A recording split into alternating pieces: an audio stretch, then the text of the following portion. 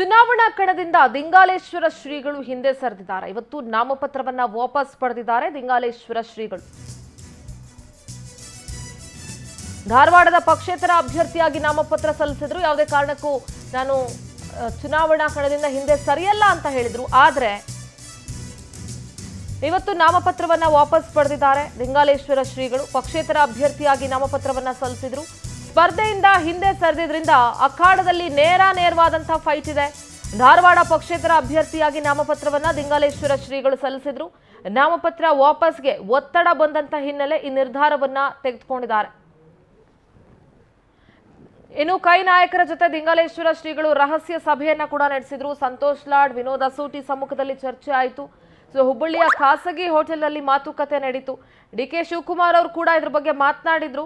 ಪಕ್ಷೇತರ ಅಭ್ಯರ್ಥಿಯಾಗಿ ಸ್ವಾಮೀಜಿ ನಾಮಪತ್ರವನ್ನ ಸಲ್ಲಿಸಿದ್ರು. ಆದ್ರೆ ನಾಮಪತ್ರ ವಾಪಸ್ ಪಡೆಯೋದಕ್ಕೆ ಒತ್ತಡ ಬಂದಂತ ಹಿನ್ನೆಲೆ ಅವರು ನಾಮಪತ್ರವನ್ನ ವಾಪಸ್ ಪಡ್ಕೊಂಡಿದ್ದಾರೆ. ಜೊತೆಗೆ ಅವರು ನಾಮಪತ್ರ ವಾಪಸ್ ಪಡ್ಕೊಂಡಿರೋದ್ರಿಂದ ಈಗ ನೇರವಾದಂತಹ ಫೈಟ್ ಇದೆ ಅವಳಿ ನಗರದಲ್ಲಿ. ನಮ್ಮ ಹುಬ್ಬಳ್ಳಿ ಪ್ರತಿನಿಧಿ ರವಿಕುಮಾರ್ ದೂರವಾಣಿ ಸಂಪರ್ಕದಲ್ಲಿ ಜಾಯ್ನ್ ಆಗ್ತಾ ಇದ್ದಾರೆ. ರವಿಕುಮಾರ್, ದಿಂಗಾಲೇಶ್ವರ ಶ್ರೀಗಳ ಸ್ಪರ್ಧೆಯಿಂದ ಎಲ್ಲೋ ಒಂದ್ ಕಡೆ ಕಾಂಗ್ರೆಸ್ ಕೂಡ ಒಂದಷ್ಟು ಒಂಥರ ಕನ್ಫ್ಯೂಷನ್ ಅಲ್ಲಿ ಇತ್ತು. ಡಿಕೆಶಿ ಕೂಡ ಮಾತನಾಡಿದ್ರು. ಈಗ ಶ್ರೀಗಳು ನಾಮಪತ್ರವನ್ನ ವಾಪಸ್ ಪಡ್ಕೊಂಡಿದ್ದಾರೆ. ಸೊ ವೆರಿ ಸ್ಟ್ರೇಟ್ ಸ್ಪರ್ಧೆ ಇದೆ ಅಲ್ಲಿ. ಸೊ ಏನೆಲ್ಲ ಹೆಚ್ಚಿನ ಡೀಟೇಲ್ಸ್ ಇದೆ ಈ ವಿಚಾರವಾಗಿ? ನಿಜಕ್ಕೂ ಕೂಡ ಧಾರವಾಡ ಲೋಕಸಭಾ ಚುನಾವಣೆ ಅಖಾಡ ನಿಜಕ್ಕೂ ಕೂಡ ರಂಗೇರ್ತಾ ಇತ್ತು. ಈ ಒಂದು ಅಂದ್ರೆ ಲಿಂಗಾಲೇಶ್ವರ ಸ್ವಾಮೀಜಿ ಅವರು ಪಕ್ಷೇತರಾಗಿ ಸ್ಪರ್ಧೆ ಮಾಡಿದ ನಂತರ ಕಾಂಗ್ರೆಸ್ ಮತ್ತು ಬಿಜೆಪಿಯ ಒಂದು ಮತಗಳು ವಿಭಜನೆ ಆಗುವಂತಹ ಒಂದು ಹೆಚ್ಚಿನ ಸಾಧ್ಯತೆ ಇತ್ತು.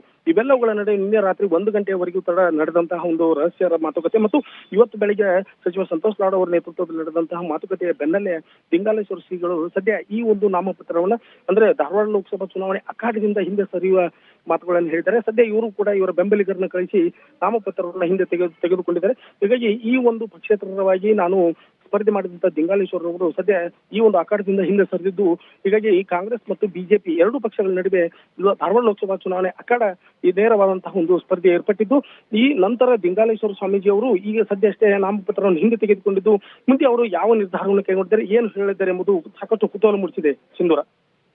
ರವಿಕುಮಾರ್, ತಮ್ಮೆಲ್ಲ ಮಾಹಿತಿಗಾಗಿ